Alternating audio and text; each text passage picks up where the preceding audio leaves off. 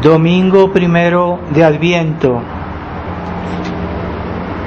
Lectura de la epístola del apóstol San Pablo a los Romanos.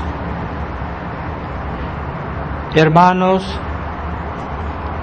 sabed que ya es hora de despertar del sueño, porque ahora está más cerca nuestra salud que cuando abrazamos la fe. La noche ha pasado y se acerca el día de la eternidad. Dejemos pues las obras de las tinieblas y vistámonos de las armas de la luz. Andemos honestamente como de día, no en glotonerías y embriagueces, no en deshonestidades y lascivias, no en reyertas y envidias, mas revestidos del Señor Jesucristo. Continuación del Santo Evangelio según San Lucas.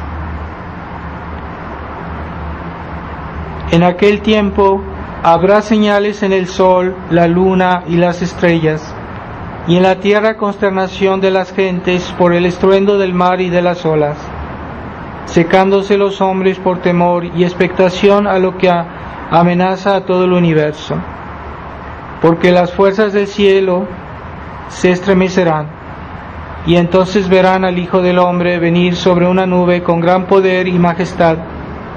Pues cuando esto empezare a suceder, abrid los ojos y levantad vuestras cabezas, porque se acerca vuestra redención. Y les propuso este símil: reparad en la higuera y los demás árboles, cuando brota ya de ellos el fruto, conocéis que está cerca el verano. Así también, cuando veáis suceder estas cosas, sabed que está cerca el reino de Dios. En verdad os digo que no pasará esta generación hasta que todo lo dicho se cumpla. El cielo y la tierra pasarán, pero mis palabras no pasarán.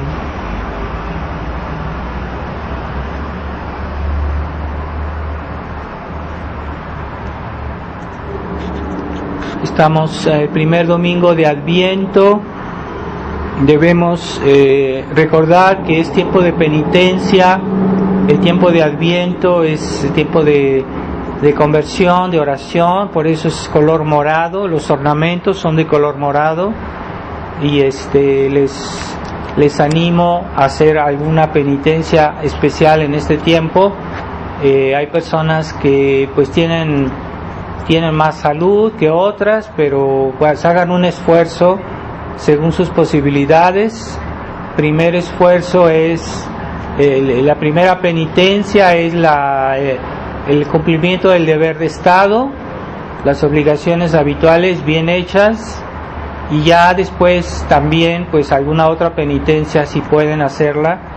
Yo les animo aunque ya han quitado todas las obligaciones hoy, pero yo les animo a hacer también ayuno, por ejemplo en las témporas de Adviento. Y también se puede hacer ayuno, por ejemplo, la vigilia de la Inmaculada Concepción, el día 7, y en otros, si pueden, si tienen oportunidad los viernes, y otros días pueden añadirlo, ¿no? En otros tiempos, por ejemplo, en Cuaresma se hacía ayuno toda la Cuaresma, pero pues hoy ya la gente no quiere hacer esfuerzos, entonces si tienen la salud, si tienen el tiempo, la posibilidad de hacer, pueden hacer ayuno, más ayuno que el solo indispensable, lo pueden hacer. Es un consejo, y pero pues hay cosas que uno puede ofrecer también, por ejemplo algunas obras de caridad, limosnas, obras de caridad hacia los demás, etcétera. Puede ser una manera también de hacer penitencia y añadir también oración, un poco más o mucho más de oración. Les voy a distribuir después de la misa el sobre para el diezmo. El diezmo que es una obligación de ayudar a la iglesia. Entonces debemos todos ayudar.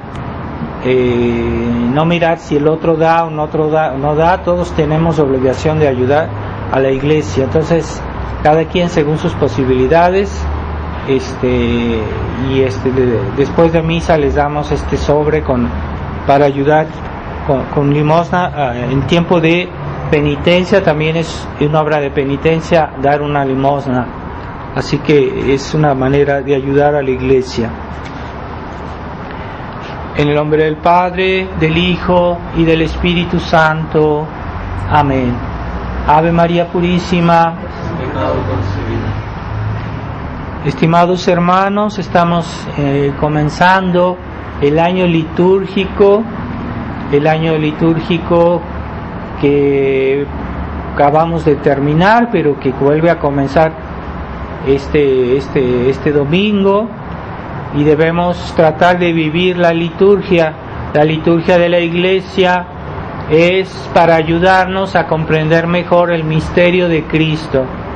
Entonces cada fiesta tiene su lugar en el misterio de Cristo y cada fiesta tiene su importancia. Así que la Iglesia se puede decir que nos hace volver a repasar nuestro catecismo cada año, nos hace volver a pensar en todas las verdades de la fe cada año, para que aprofundicemos. No basta ver por ejemplo, Navidad de una manera superficial, como los católicos superficiales o los católicos liberales, que para ellos todo es una cuestión de fiestas y simplemente de cosas agradables, pero no, todo el año litúrgico tiene una lección, tiene su esfuerzo, tiene sus oraciones, tiene su fruto espiritual, pero ese fruto depende de nuestra atención que ponemos en estos misterios. Así que consideremos que por ejemplo, el misterio de Navidad, pues es meditar sobre el hecho de que el Verbo eterno se haya hecho carne para salvarnos, y eso es realmente lo esencial del tiempo de Navidad. Pero en el tiempo de Adviento lo esencial es pensar en esa expectación, en esa esperanza que tuvieron los profetas, los patriarcas y los profetas del Antiguo Testamento, desde Adán hasta la venida de Cristo. Entonces es un tiempo de esperanza.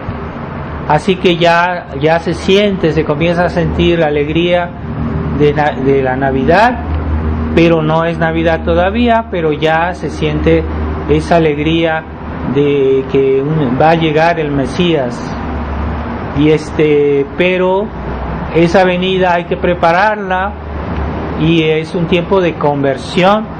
Por eso también el tiempo de Adviento es el tiempo que se habla especialmente de San Juan Bautista, porque San Juan Bautista vino a preparar los corazones y las personas por la penitencia a la venida de Cristo, a la manifestación de Jesucristo. Así que no sigamos la misa de una manera demasiado sin reflexión, sin atención, sin meditación. Así que cada tiempo del año tiene su fruto, y hay que reflexionar en eso, hay que vivirlo. Y si vivimos bien el Adviento, vamos a tener una Navidad con más gracias de Dios, con más bendiciones de Dios. Así que depende muchas veces el fruto de la Navidad de un Adviento bien llevado y bien meditado y bien vivido. Así que el periodo que pasó desde el pecado original, cuando Dios le dijo a Adán y Eva, les prometió que vendría un Salvador, pues es el periodo que meditamos durante el tiempo de Adviento. Entonces Dios no quiso que viniera el Mesías inmediatamente después del pecado, para que el hombre se diera cuenta de los frutos de su pecado, las consecuencias. Por eso hubo todo un periodo en el cual Dios permitió que el hombre conociera el peso, las consecuencias de su pecado, y que sintiera la necesidad de la ayuda de Dios, de la redención, y de esa manera podría aprovecharse mejor de la redención. Así que Jesucristo no vino inmediatamente después del pecado original, nos hizo esperar, y Él nació en lo que es en la mitad de la historia de la humanidad, porque después de su venida, entonces no es tampoco enseguida el fin del mundo. O sea, también después de su venida hay todo un periodo para que la humanidad comprenda los frutos de la redención y cuál es la obra de Jesucristo en la tierra. Y ese es el periodo que estamos viviendo nosotros. Somos mucho más afortunados que aquellos que vivieron antes de Jesucristo, que no tenían la misa, no tenían los sacramentos, no tenían la posibilidad de confesarse, y esa gracia no la tenían antes de la venida de Jesucristo, aunque sí, de todos modos Dios les dio la posibilidad de salvarse, y en ese tiempo había personas que fueron incluso grandes santos, pero que no tenían las riquezas que nosotros tenemos. Entonces Jesucristo es realmente el centro de la historia, y por eso nació en el centro de la historia. Así que nació en el medio de la historia, para que de una parte el mundo sienta la necesidad de Él, y por otra parte también el mundo sea testigo de su obra.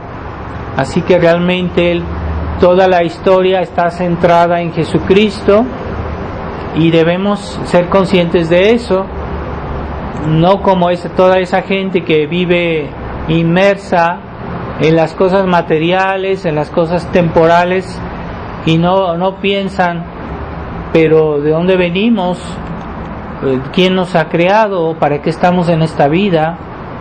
¿A dónde vamos? ¿Cuál es nuestro fin?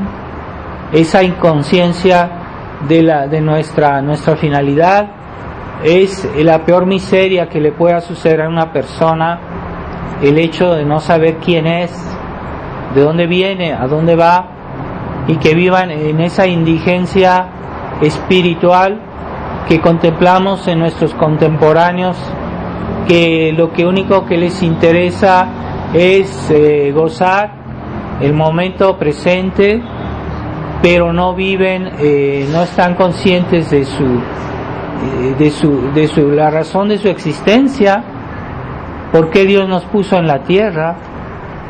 Y eso es realmente dramático, ver que las personas desperdician toda su vida y desperdician su eternidad por la inconsciencia de las verdades de nuestra religión. Realmente es lo principal, saber de dónde vengo. Por ejemplo, quién es mi padre. Dios es mi padre, y para qué me puso en la tierra. Es importantísimo, es esencial. ¿Y qué será de mí después, cuando yo muera? Pues es importantísimo, porque compromete toda mi existencia en la eternidad. Entonces, no ser conscientes de estas cosas es la peor pobreza, la peor indigencia que pueda haber.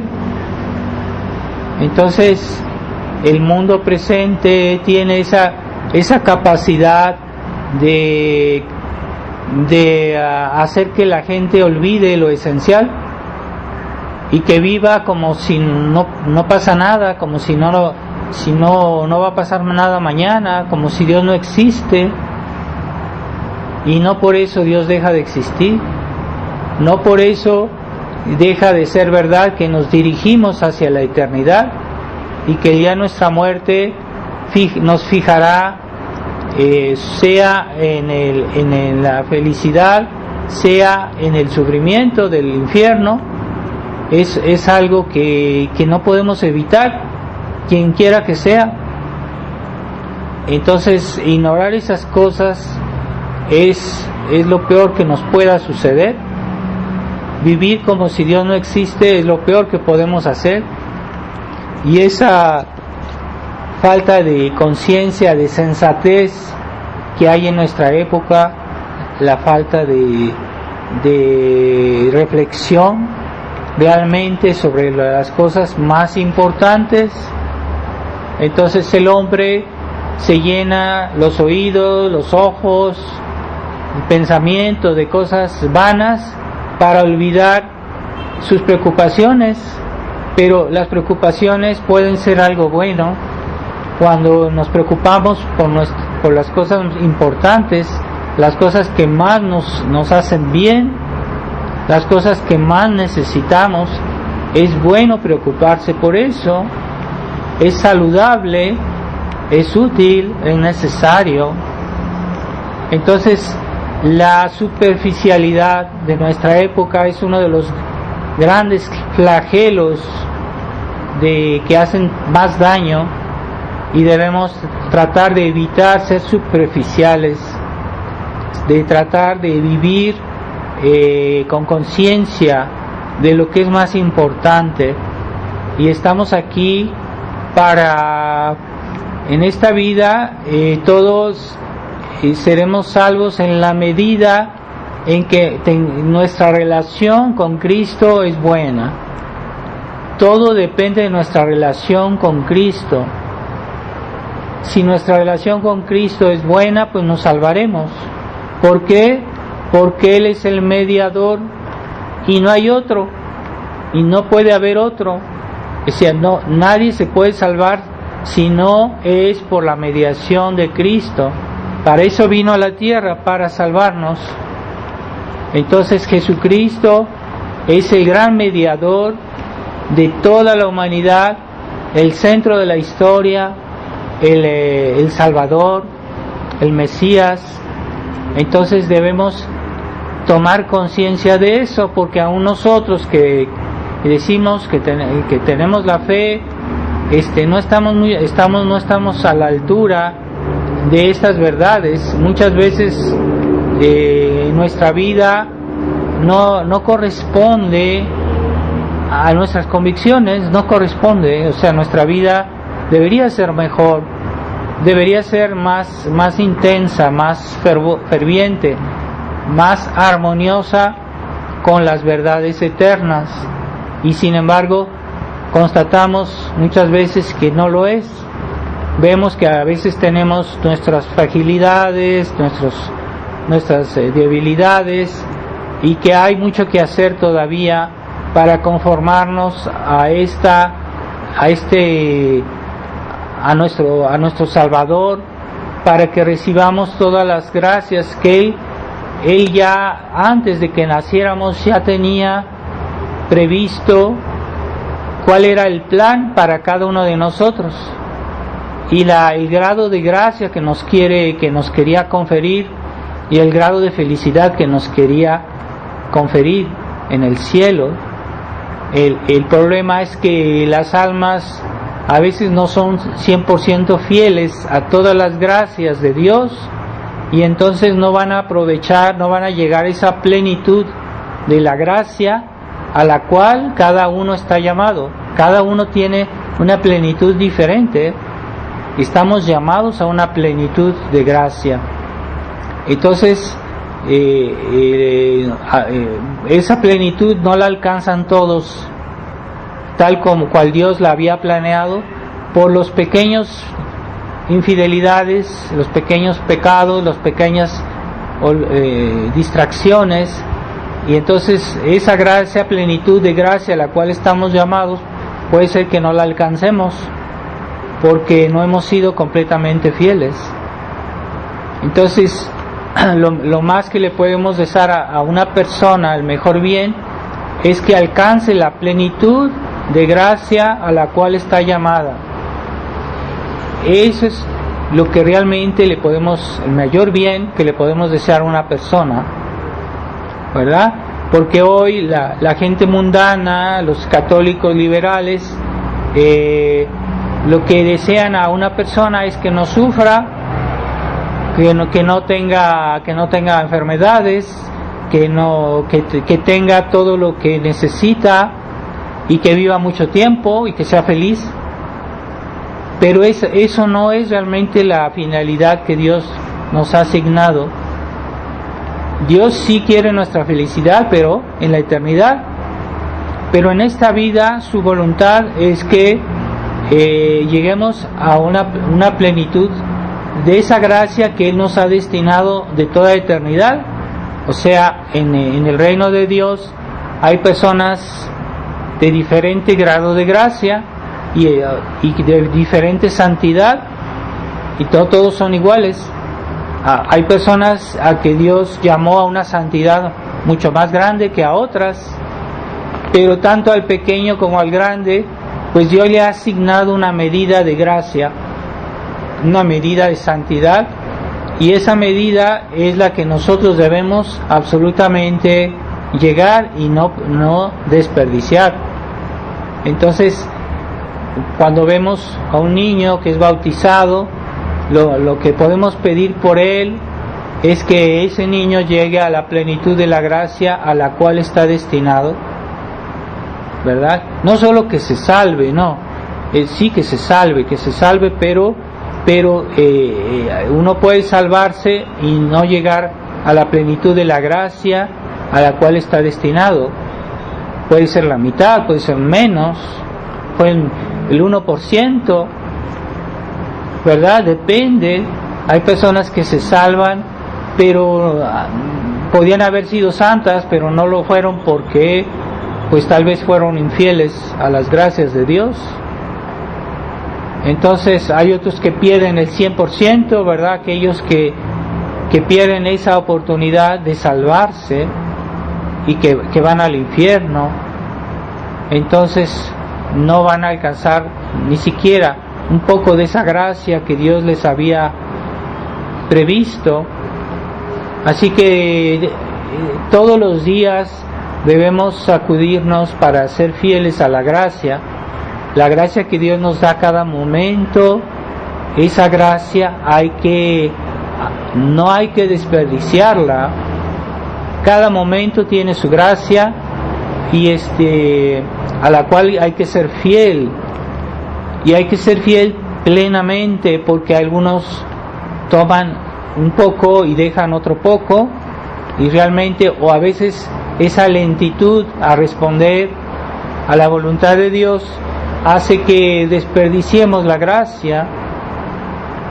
Entonces estamos perdiendo oportunidades que Dios nos da para ser más felices en la otra vida, incluso de salvarnos. Hay que tener cuidado. Y San Agustín decía: timeo deum transeuntem et non redeuntem. Yo temo a ese Dios que pasa y que no regresa. Es decir, que a veces Dios nos da gracias que ya no nos las va a volver a presentar, que ya no vamos a tener oportunidad de aprovecharlas. Entonces cada momento su pena, su esfuerzo. Y hay personas, la gracia Dios la da en el presente, Dios no la da en el pasado, Dios no la da en el futuro, Dios la da en el presente, en el momento presente. Dios nos da su gracia. Así que hay personas que pasan toda su vida pensando en lo que les pasó antes, en lo que sufrieron, en lo que les hicieron, y pasan toda su vida pensando en el pasado y desperdician la gracia presente porque no piensan en el momento presente, las obligaciones del momento presente. Y hay personas que pasan su tiempo en el futuro pensando en lo que podría pasar, en lo que podría suceder, en etcétera, o viven en cosas imaginarias que no tienen valor del punto de vista de la gracia. Por ejemplo, hay personas que leen muchas novelas o que ven películas de cosas de mundos inexistentes y así pasan su vida, pero no aprovechan la gracia del momento presente, como hacía la Virgen María. La Virgen María vivía el momento presente intensamente, el momento presente. Y si uno vive bien el momento presente, pues tendremos un futuro mejor, porque el futuro se construye ahorita. El futuro no se construye mañana, no, se construye ahorita, en el momento presente. Y Dios nos da su gracia, su luz, sus bienes en el momento presente. Entonces, hoy la gente vive de la imaginación, está pensando en cosas que no son su deber actual y desperdician sus obligaciones del momento presente, y hacen menos o están ociosos pensando en cosas, pero no hacen lo que deben hacer en el momento presente. Entonces eso es lo que Dios nos pide.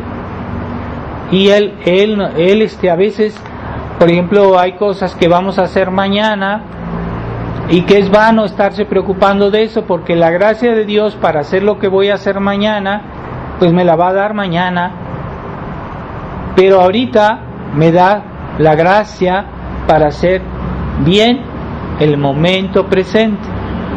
Entonces hay que estar siempre atentos, como hacían los santos. Los santos eran muy atentos a todo lo que se les venía a la cabeza, a todo lo que hacían y cómo lo hacían.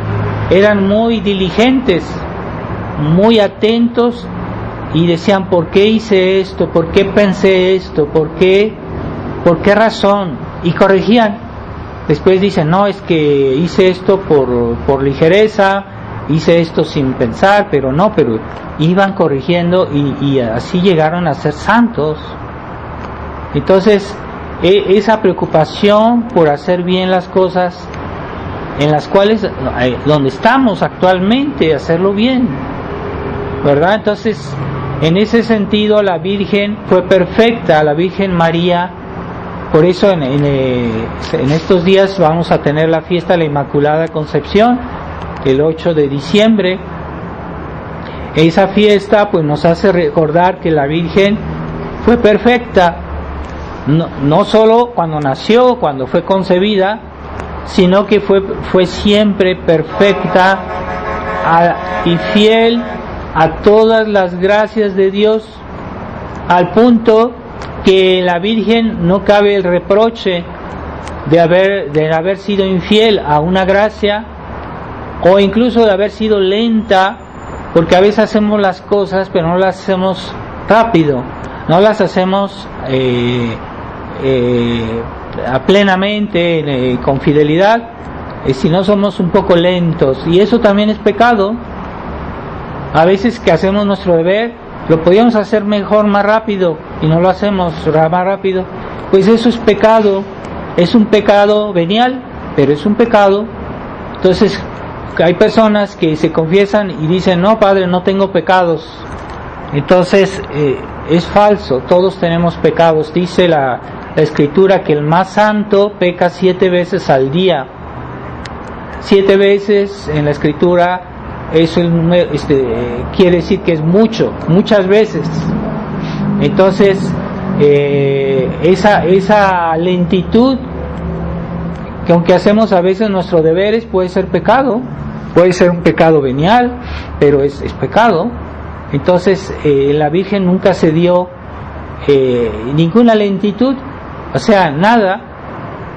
La Virgen fue perfecta de todo punto de vista. En ella la fidelidad a la gracia fue perfecta. Nosotros no estamos en ese caso. Todos de alguna manera hemos desperdiciado la gracia, ¿verdad? Se puede decir, pero a veces no es por maldad, a veces es porque somos frágiles, porque somos débiles, porque somos olvidadizos. Por eso es necesario tener cuidado, y por eso mismo que somos olvidadizos, debemos todos los días, antes de acostarnos, hacer un examen de conciencia. No acostarnos como los animales que nomás llegan y se echan y ya. Entonces es bueno el método ignaciano de San Ignacio de Loyola, que nos ayuda a tener método en nuestra vida. ¿Por qué método? Para no desperdiciar la gracia. Por eso en la noche se hace el examen de conciencia y se pide perdón a Dios, haciendo el propósito de mejorarse el día siguiente. No es un propósito así general, debemos tomar precauciones concretas. Y en la mañana la ofrenda del día, las oraciones, y durante el día la vigilancia constante. Por eso San Ignacio aconseja hacer un examen de toda la semana, un examen de todo el mes, un examen de todo el año, para que verificar de qué manera nosotros hemos sido fieles a la gracia, si hemos hecho todo como debíamos, y para corregir, para decir, bueno, hago un examen de conciencia, al final del examen de conciencia hago una previsión para el futuro y diciendo, bueno, puesto que he hecho esto mal, pues voy a tomar ciertas disposiciones para que no vuelva a pasar. Voy a evitar tal cosa, voy a hacer esta cosa, esta precaución, voy a hacer algo concreto. Y así es una grande ayuda para nosotros que somos frágiles, que no tenemos las gracias que tuvo la Virgen María. Ciertamente no las tenemos, de haber nacido con una concepción inmaculada, pero estamos heridos por el pecado, tenemos nuestros defectos, nuestras lentitudes. Entonces, cuando una persona sigue el método ignaciano en el examen de conciencia particularmente, pues tiene una vida más coherente, más fiel y más atenta a lo esencial, porque la vida moderna es muy distractiva, es muy fácil distraerse y dar importancia demasiada a lo que no lo tiene. Entonces hay niños que pueden pasar todo el día en la computadora viendo tonterías. Yo no digo que sea siempre forzosamente algo malo, pero no son cosas importantes. Entonces lo más importante primero, y lo más importante es nuestra relación con Dios. ¿En qué relación yo tengo con Dios? Si yo estoy en pecado mortal, simplemente no tengo relación con Dios, porque estoy en ruptura con Dios.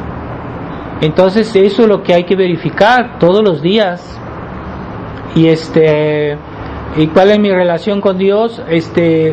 Hay personas que están en gracia de Dios, pero están lejos de Dios, en el sentido que se olvidan de Dios, o que están disipados, o que están demasiado absorbidos por el mundo, y entonces no pueden rezar, no pueden meditar, porque sus actos los hacen como de una manera completamente ajena a Dios, porque no están en presencia de Dios, no ofrecen sus actos del día, no ofrecen sus pensamientos, y como no están en presencia de Dios, pues son presa fácil del pecado, de las ligerezas, de las tonterías, y cuando todo va bien, pues por lo menos nada más pierden el tiempo, que es precioso para ganar el cielo. Entonces debemos todos los días tener cuidado de permanecer bajo la mirada de Dios, en presencia de Dios, y que todos nuestros actos estén dentro de la ley de Dios. No es suficiente no pecar, no es suficiente. Hay que estar dentro del amor de Dios. Así que si en nuestros actos no hay pecados, es algo bueno, pero falta el amor, falta el mérito. entonces no basta no pecar, hay que también hacer buenas obras. Hay que hacer no lo indispensable, como todos esos católicos liberales que les dice que dicen, hablan de esa manera, diciendo, pues yo con que me salve, con que Dios nos coja confesados, ya es suficiente. No es suficiente, porque hay gente que se condena porque nunca quiso hacer esfuerzos, porque ellos pensaban que solo con salvarse y que estuvieran confesados en la hora de su muerte, entonces Dios ni siquiera les da esa gracia, porque ni siquiera esa gracia merecieron por su mediocridad. Así que no hay que tentar a Dios y decir, es que yo con que me salve ya. No, Dios no quiere que estemos aquí ociosos, quiere que progresemos, quiere que nos santifiquemos, quiere que seamos cada día mejores y que progresemos en la santidad y que no desperdiciemos la gracia de Dios. La gracia de Dios, a veces Dios nos da gracias para ciertos actos, sí es cierto. Por ejemplo, una persona que tiene un problema, a veces Dios les da gracias para que encuentren una solución. O ciertas personas que tienen una tentación, en el momento de la tentación Dios le da la fortaleza para resistir a esta tentación, pero es una gracia diferente. Pero ¿quiere decir que a momento dado Dios no nos da ninguna gracia? No, siempre Dios nos da su gracia. Entonces, ¿qué quiere decir? Que siempre hay que vivir en la presencia de Dios, siempre. Es que se me olvida. Bueno, entonces nuestro trabajo consiste en luchar para que no se nos olvide. Aun si no pensamos directamente en Dios, debemos permanecer con un cierto recogimiento. Hay personas que están así como disipadas. Es la situación, el estado de disipación es contrario a la presencia de Dios. Hay personas que están siempre fuera de sí, siempre con bromas necias, con una alegría malsana, una alegría tonta, distraídos. Yo no digo que han hecho un pecado grave, pero no viven en presencia de Dios. ¿Qué quiere decir? Que están desperdiciando la gracia, porque cada instante, cada segundo vivido en presencia de Dios hace que aumentemos en la gracia. La gracia continúa a crecer, es como una plantita que crece todos los días un poquito más. Así que la gracia de Dios siempre está activa en nuestra alma. Y hay una parábola de nuestro Señor, dice que una persona plantó una semilla y esa persona va a hacer otras cosas, se va a dormir, y que esa planta continúa a crecer aunque él esté dormido. Así que todas nuestras actividades pueden servir para crecer en la gracia, aun cuando dormimos. ¿Por qué? Porque cuando vamos a dormir ofrecemos a Dios nuestro sueño, ofrecemos que santifique nuestro sueño. A veces hay personas que tienen sueños muy feos, es que el demonio viene a inquietarlos porque no rezaron antes de acostarse. Y el demonio tiene cierto poder sobre las personas que no rezan, las personas que no viven en presencia de Dios. Así que siempre hay que vivir en presencia de Dios, aun si no podemos pensar directamente en Dios todo el tiempo, pero por lo menos no estamos disipados y esas acciones ya han sido ofrecidas. Entonces estamos viviendo en presencia de Dios, y todo lo que hacemos tiene mérito desde el punto de vista de la gracia. Todo tiene mérito desde el punto de vista de la gracia, aun si estamos comiendo, aun si estamos escribiendo, aun si estamos lavándonos los dientes, lo que fuera. Todo puede ser un medio para amar a Dios, servir a Dios, si está dentro de su orden. No solo evitar el pecado, no es suficiente respetar los 10 mandamientos. Hay personas que dicen, no, es que yo no hago mal a nadie. Es que hay muchas maneras de ofender a Dios, no solo haciendo mal al prójimo. Pero aún incluso si yo no he hecho nada que sea pecado, debo santificar mi vida. Debo vivir el momento presente con la gracia que Dios me presenta en cada instante. Esa gracia yo la puedo desperdiciar. Entonces en el cielo yo no seré lo que debía ser según el plan de Dios. El plan de Dios es que yo debería llegar a un cierto grado de santidad, pero no llegaré a ese grado de santidad porque en mi vida fui muy superficial, muy olvidadizo y muy apegado a las distracciones humanas, mundanas, que hoy es facilísimo perder el tiempo todo el día, es facilísimo. Hoy este mundo moderno nos ofrece todo tipo de distracciones y todo tipo de placeres lícitos a veces, pero se vuelven ilícitos cuando son exagerados. Por ejemplo, hay cosas que no son malas, por ejemplo comer, pero hay personas que solo piensan en comer y comen todo el día y comen a hora y a deshoras. Comer no es pecado, pero el exceso sí. Entonces, por eso es bueno acostumbrarse y acostumbrar a los niños a no comer entre comidas. Y por ejemplo en este Adviento es bueno hacer ese esfuerzo, porque ¿para qué estar comiendo todo el día? No es necesario. Es más sano para el cuerpo, más saludable comer a sus horas, pero no estar comiendo todo tipo de cosas durante el día. Eso hasta es dañino para la salud. Entonces esa mentalidad del placer, siempre buscar el placer.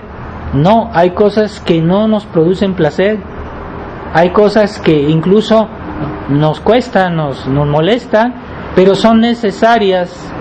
Entonces a los niños no se les quiere imponer el esfuerzo. Yo tuve un caso de un padre de familia que le decía, bueno, es que tu hijo debe hacer esto. Sí, pero es que no quiere. No quiere. Entonces tú no eres capaz de mandar en tu casa, no eres capaz de obligar a tu hijo, no tienes autoridad, eres un hombre de trapo, no sabes mandar a tus hijos. Es que no quiere, ¿no? Es que no hay que preguntar forzosamente a los niños lo que deben hacer. Entonces los niños que siempre hacen lo que quieren son personas que son propensas a todo tipo de pecados, porque la naturaleza nos pide el placer, a veces placeres ilícitos, y si el niño siempre sigue lo que le gusta, pues él va a hacer, cuando sea mayorcito, va a hacer también cualquier cosa, ¿no? Porque él hace lo que le gusta, y no le impongan nada porque es hoy la gente dice, no, es que no lo obligues. No, sí, hasta Dios nos obliga a muchas cosas. Hay que aceptar que hay ciertas cosas que son penosas, pero forman parte de nuestro deber, forman parte del deber de Estado, de la voluntad de Dios, y eso nos ayuda, nos hace bien, aunque no nos guste, aunque la medicina sea amarga, es medicina. Así que hay que tener esa aceptación del esfuerzo, aceptación a veces del sufrimiento. Por ejemplo, una madre de familia que tiene un esposo que es muy gruñón, que es muy difícil, entonces ella le tiene paciencia, y no hay otra que tenerle paciencia, es la voluntad de Dios. Pero hoy la gente dice, no es justo que yo sufra. Entonces, ¿qué? Divorcio. Y los niños sufren las consecuencias del egoísmo de los padres. Entonces, no, a veces forma parte de nuestro deber tener paciencia a los demás. Y eso es la gracia del matrimonio, la gracia que los esposos recibieron el día que se casaron. Es una gracia para sobrellevarse toda la vida, y forma parte de la gracia de Dios. Entonces Dios les da esa gracia para ser un buen esposo o buena esposa. A veces no solo el esposo es difícil, también las mujeres a veces son muy difíciles, y hay esposos que son mártires de su mujer, porque tiene mal genio, porque es caprichosa, porque habla de más. Entonces también puede haber esa paciencia de parte del marido. Pero hoy dicen, no, es que yo tengo derecho a vivir mi vida, así que tiene derecho, es decir, a no sufrir, a ser solo feliz en esta vida. Ese es el ideal mundano, el ideal pagano, pero no es el ideal cristiano de llevar la cruz. No es lo mismo. A veces los niños también tienen paciencia con sus papás, porque hay unos papás que creen que siempre tienen la razón. Generalmente sí la tienen, pero puede pasar que un niño tenga que tener paciencia con sus papás, y esa es la gracia de Dios. Está haciendo la voluntad de Dios ese niño, que a pesar de que es difícil para él, pero él no se rebela, él no falta al respeto, y él sigue amando a sus papás a pesar de los defectos de sus papás. Eso es muy bonito. Los niños respetuosos, sí los hay, que a veces hay casos, no es todos los días, pero hay casos de niños que son más conscientes que los papás de ciertas cosas. Entonces hay papás que solo viven con el ideal moderno de que hay que vivir bien la vida. Aquí estamos para divertirnos, para ganar dinero, para enriquecernos, y ya Dios pues es de vez en cuando, Dios, que Dios nos ayude, pero no rezan. Y sí tienen en su casa una imagencita de la Virgen, pero no la invocan. Creen que por ese hecho ya tienen derecho a ir al cielo. No tienen derecho a ir al cielo. Por el hecho de tener una bonita imagen de la Virgen de Guadalupe en su casa, creen que por eso se van a salvar y que ya hicieron todo. No es suficiente. Hay muchas gracias que Dios nos da en cualquier momento para que seamos fieles, pero esa gracia de Dios hay que tener en cuenta que viene de Dios, y es como si Dios nos tocara el corazón cada vez que nos da su gracia. Nos toca el corazón, y si no lo percibimos, quiere decir que tenemos un corazón duro, un corazón insensible a la gracia. Y eso se vuelve una costumbre. Cuando una persona resiste a la gracia una vez, 2 veces, 3 veces, con el tiempo adquiere un corazón duro, que aunque reciba las gracias de Dios, ya no las percibe, ya no las sigue. Su corazón se ha vuelto duro. Así que no caigamos en esa dureza. Es como una maldición, porque una persona que resiste siempre a la gracia toda su vida está como maldecida y se dirige al infierno. Pero hay personas que no hacen pecados graves, pero están acostumbrados a ser infieles a esa presencia de Dios habitual, a vivir en gracia, y entonces también eso es una forma de infidelidad a la gracia, y que es pecado. Entonces hay que pedirle a Dios que nos conceda saber vivir en presencia de Él todo el tiempo. Todo el tiempo. Es que yo no puedo pensar en Dios todo el día. Sí, claro que no puedes, pero puedes ofrecer en la mañana todas tus obras y después tratar de no pecar y de no estar de una manera completamente ajena a Dios.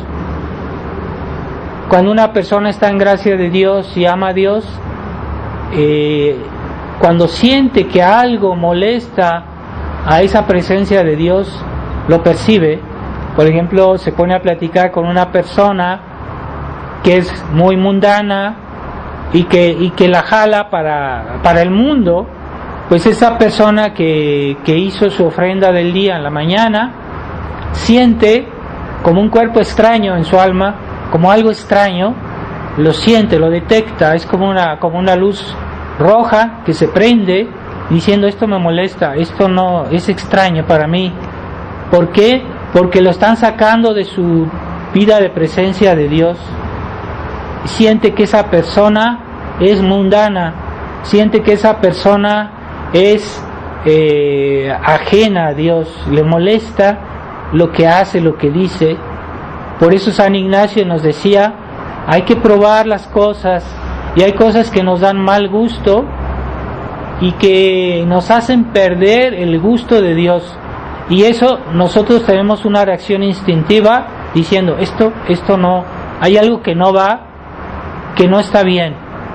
Y entonces San Ignacio, él usaba esa discreción de espíritu para ver cuando una cosa es extraña a nuestra fe, y en ese momento debemos reaccionar, porque si no reaccionamos, entonces vamos a seguir eso y vamos a perder la presencia de Dios. Había un autor en el Renacimiento que se llamaba Erasmo de Rotterdam, que era un autor que, según eso, él era muy cristiano, pero esa persona hizo mucho daño con sus libros porque banalizó la vida cristiana, se burlaba de la vida de los monjes, se burlaba de muchas cosas y criticó mucho a la iglesia, pero escribía muy bonito, era un gran profesional, era un gran literato, y mucha gente lo leía. Y San Ignacio de Loyola una vez agarró uno de sus libros y dice: este libro me inquieta, este libro me deja un mal gusto respecto a mi presencia de Dios, a la gracia habitual que yo tengo. Pues ese autor hizo mucho daño, y en un tiempo mucha gente pensaba que era bueno, pero San Ignacio sintió que había un mal espíritu en esos escritos, y es una de las personas que facilitó el advenimiento del protestantismo, porque él criticó mucho a la iglesia, criticó mucho a veces son ciertos, pero hay que tener cuidado, de ciertos sacerdotes, de ciertos eclesiásticos, los expuso demasiado y terminó provocando él también el protestantismo. Entonces San Ignacio, nada más por la discreción de espíritus, dijo: no, estos libros no son buenos, me dejan un mal gusto, me enfrían el amor de Dios, me alejan de la presencia de Dios, mejor no lo leo. Y no lo leyó, y ya el tiempo le dio la razón a San Ignacio. Así que cuando nosotros vemos un escrito o un video o una persona, una conversación, y sentimos que eso nos enfría en el amor de Dios, en la devoción, en la presencia de Dios, es mala señal, es decir, hay que alejarse de eso. Pero aquellos que no reaccionan, y son como los católicos liberales, que quieren probar de todo, quieren probar lo bueno y lo malo, los buenos libros, los malos libros, y se sienten muy inteligentes y creen que ellos saben todo, hasta le dan lecciones a los sacerdotes. Hay unos que se atreven a faltarles al respeto.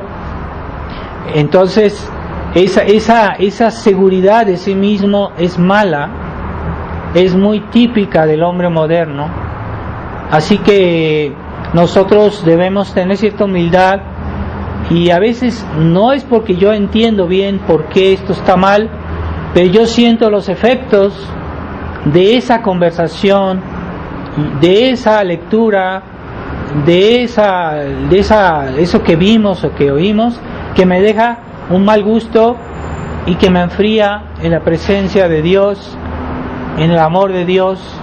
Mala señal, hay que alejarse de eso.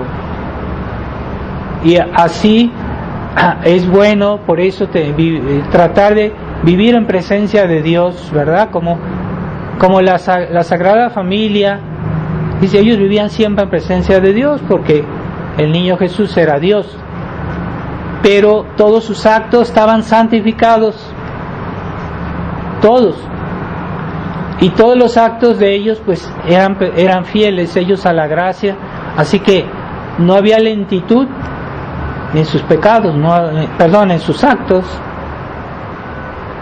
Yo tuve el caso de una persona, una señora que vino a confesarse conmigo y que me decía, yo le decía, bueno, dígame sus pecados. Me decía, no, padre, yo no tengo pecados, yo soy muy buena, yo nunca le he hecho daño a nadie, yo me porto bien, hago todo bien. Está bien, pero ¿tendrá algún pecado? No, padre, es que yo no me acuerdo de ningún pecado. Entonces yo le decía, bueno, por lo menos dígame un solo pecado de su vida para que yo pueda darle la absolución, porque si no hay pecado no le puedo dar la absolución. Y esa señora dijo que no se acordaba de ningún pecado en toda su vida. Así que tuve que decirle, bueno, pues entonces no le doy la absolución. Eso es un caso de mucha soberbia. Una persona que habla así es porque es muy soberbia. Todos hacemos pecados, está en la Escritura. El más santo peca 7 veces al día. Muchas veces, 7 veces, si quiere decir muchas veces. Ahí son pecados de lentitud. Hacemos algo, pero lo hacemos con lentitud. Es pecado. Como un niño le dicen, ve, su mamá le dice, ve y haz esto, y el niño se pone a hacerse tonto y lo hace después. Es un pecado, ¿verdad? Son pecados pequeños, pero son pecados, ¿verdad? Hay cosas que yo, con mis capacidades, con mis medios, con lo que Dios me ha dado, capacidades personales o mis bienes, yo hubiera podido hacer más bien de lo que hice y no lo quise hacer, pues es pecado de omisión. Es pecado de omisión. Entonces Dios no nos pide hacer lo que no podemos hacer, ahí no hay problema, pero lo que sí está en nuestra mano y que tenemos la posibilidad podemos hacerlo. Hay cosas que estamos obligados en justicia, es decir, que estamos obligados estrictamente, y hay cosas que estamos obligados en caridad. No es lo mismo. Si yo veo a un pobre en la calle que está muy necesitado, si yo no le ayudo, no hago un pecado contra la justicia, porque ese dinero es mío.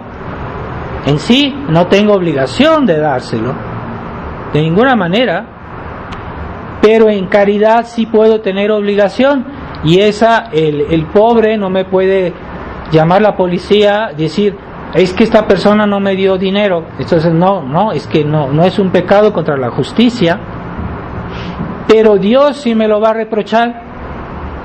Un día Dios me dirá, ¿qué pasó? Yo te di esos medios y tú no quisiste usarlos bien, hiciste un pecado contra la caridad. Entonces no es lo mismo. Entonces hay personas que por ejemplo no quieren ayudar a los demás, no quieren ayudar a la iglesia, y dicen, es que yo no estoy obligado, es mi dinero, es mi tiempo, es mi voluntad. O sea, sí, es cierto, en justicia no a veces, pero en caridad sí estás obligado. De todos modos Dios te pedirá cuenta. Entonces hay personas que no ayudan a los pobres. Hay pobres que no tienen con qué cubrirse en invierno, pues hay que darles algo. Si sabemos quiénes son, podemos comprarles algo, hacerles un regalito. Es que no tengo tiempo. Pues deberías tomarlo tu tiempo para pensar en los demás. Es una obligación, en caridad, pero es una obligación.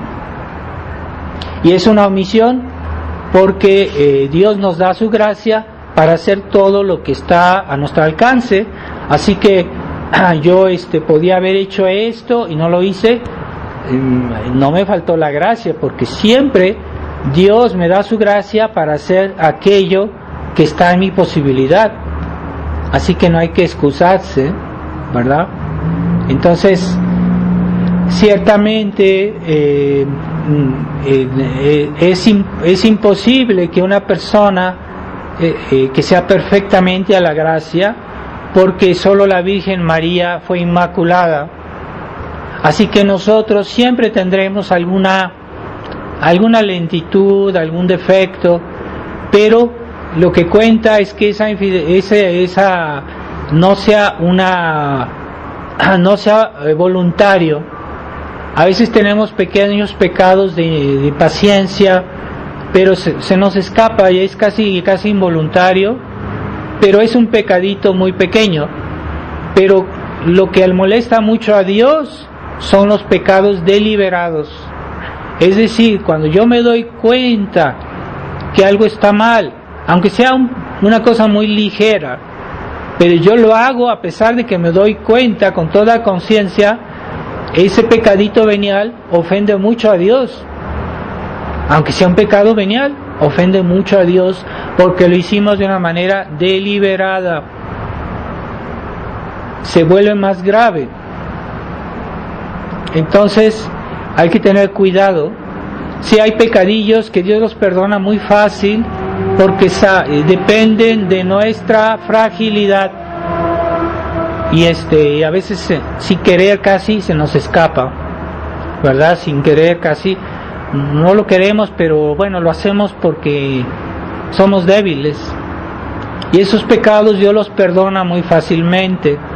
Pero cuando hacemos pecados, aunque sean pecaditos veniales, pero muy deliberados, Santa Teresa de Ávila decía lo mismo: esos pecados ofenden mucho a Dios porque son deliberados. Cuidado que no se excusen: es que hice un pecadito, no es grave, jeje, y les da risa. Entonces esta ligereza, entonces es típico del católico moderno, superficial, es excusarse de esos pecaditos y hasta verlos como algo gracioso. Cuando un niño chiquito dice groserías, mira qué gracioso, qué simpático, y el niño se acostumbra a eso. Entonces esa superficialidad que ha destruido la vida cristiana, porque en el fondo la sociedad está hecha de individuos, y si los individuos fueran buenos, pues la sociedad sería buena. Quiere decir que en el fondo todos esos pequeños pecaditos de infidelidades son lo que han destruido la cristiandad, el catolicismo, la ligereza de los católicos, la superficialidad, la pereza, el excusarse muy fácilmente de todo, que hoy los padres modernos, los sacerdotes modernos les siguen, les dan por su lado y les dicen: no, es que no es grave, no es pecado, eso no es grave. Es una mentirita, no te preocupes, eso no es pecado. O hay casos, yo sé, de gente que hace tonterías o que dice cosas tontas y dice: no, es que eso no es pecado. Sí es pecado. Hacer tonterías es pecado. Una persona dice algo tonto, es pecado, porque va contra la razón, y Dios hizo la razón para que la usemos. Entonces no hay que decirse, es que eso no es pecado. No, sí, desde el momento que va contra el orden de Dios es pecado. Yo no tengo el derecho a hacer cierto tipo de chistes, porque es bueno tener humor, pero hay que tener un humor sano. Pero hay ciertos chistes que son tontos, completamente tontos, y eso es pecado. Santo Tomás hablaba de esas personas que se dedican a hacer, por ejemplo, reír a la gente, ¿no? Que son personas, es como actores. Dice, eso no es pecado, pero es malo, es pecado cuando hacen chistes que van contra la razón. Cuidado, no debemos ir contra la razón, aunque hagamos un chiste. Es un pecado. Entonces, la tontería es pecado. Hay gente que es tonta porque quiere, o es tonta por omisión, es decir, que no usa la razón y no se pone a reflexionar para arreglar sus problemas, para ver qué es lo que Dios quiere, para hacer cómo es que Dios quiere que yo haga esto o aquello, y no se pone a reflexionar porque tiene pereza de reflexionar. Pues eso es pecado. Esa pereza es pecado, ¿verdad? Y hay tantas cositas en las cuales podemos ser infieles a la gracia, porque a cada uno de nuestros deberes corresponde un auxilio de la gracia. A cada uno, aunque sea el más pequeño. Entonces la gracia de Dios está presente en toda nuestra vida para ayudarnos a hacer el bien. Y cada vez que decimos no, es una infidelidad a la gracia. Si yo veo a alguien me dice la verdad y yo no quiero hacerle caso, yo estoy siendo infiel a la gracia, porque la gracia siempre me llevará a la verdad. Entonces, si yo no quiero aceptar una verdad, aunque no la niegue, hay gente y uno le dice la verdad y se hacen tontos, como si no la oyeron, y se van, la ignoran, no la negaron, pero la ignoran. Pues eso es pecado, ignorar la verdad, es pecado. Y el que niega la verdad conocida hace un pecado más grave, que es un pecado contra el Espíritu Santo, negar la verdad conocida. Eso es un pecado muy grave. Que alguien que uno le dice la verdad y esta persona la niega a sabiendas, es un pecado contra el Espíritu Santo, que los cuales Jesucristo decía, esos pecados no se perdonan ni en esta vida ni en la otra. Deben ser muy graves para que nuestro Señor diga eso. Como esos tradicionalistas que uno les dice, mira, es que no se puede colaborar con aquellos que están destruyendo la iglesia. Al principio se ponen a reflexionar y dicen, pero cuando ven que eso van a tener que sacrificar un poco de su vida social, un poco de sus comodidades, entonces dicen, no, es que tratan de encontrar un pretexto, una excusa, a pesar de que vieron la verdad. Entonces es un pecado contra el Espíritu Santo. ¿Y cuál es el fruto de los pecados contra el Espíritu Santo? Es la ceguedad. Una persona que vio la verdad y la negó, ya después ya no la percibe. Se ciegan, se hacen ciegos.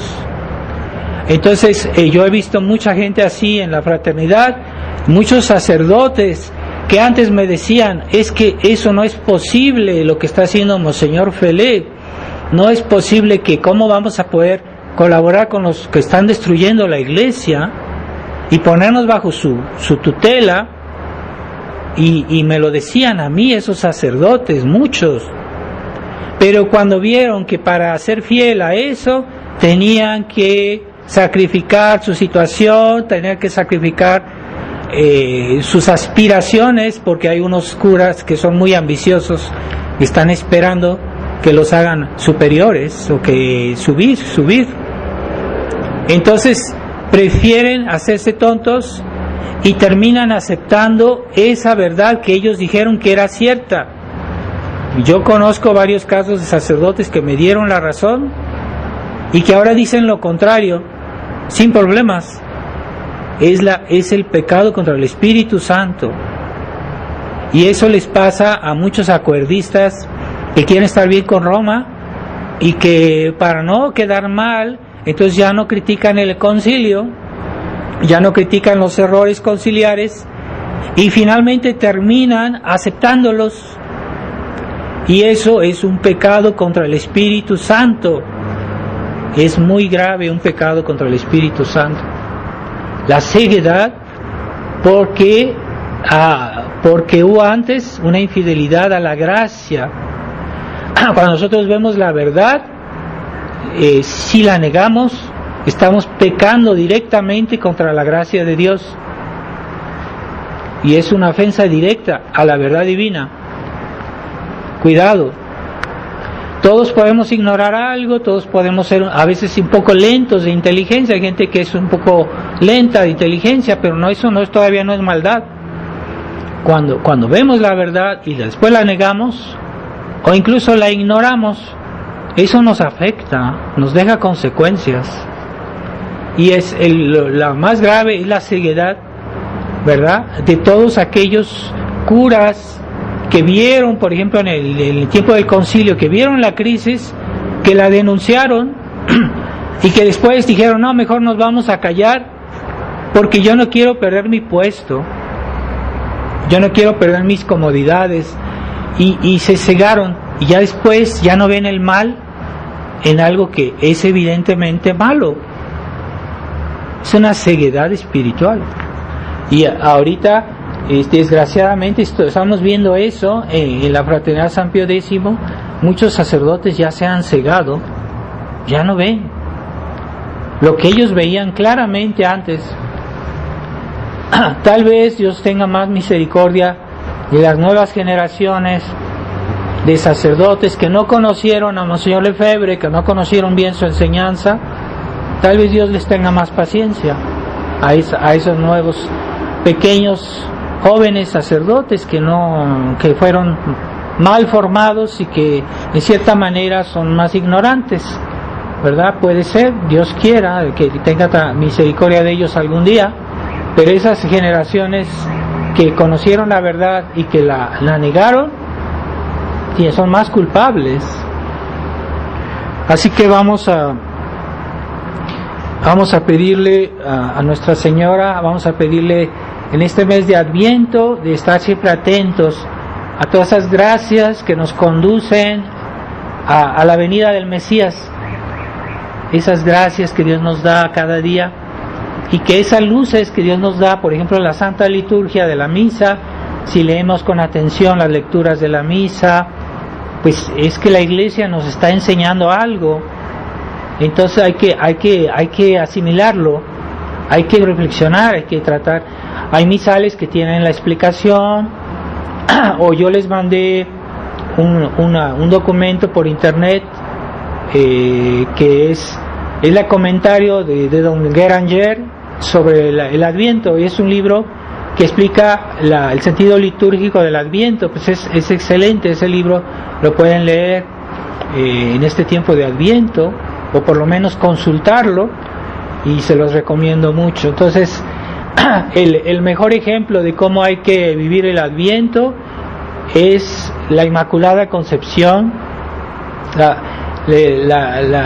que se celebra en este tiempo de Adviento, que ella sí también esperó al Mesías, pero con un corazón puro, con un corazón inmaculado. Entonces, pidámosle a la Virgen que nos ayude a ser fieles a la gracia. Ciertamente siempre tenemos algún pequeño defecto porque somos pecadores, pero que nos libere absolutamente del pecado deliberado, aunque sea pequeñito, que sea venial, ofende mucho a Dios un pecado deliberado.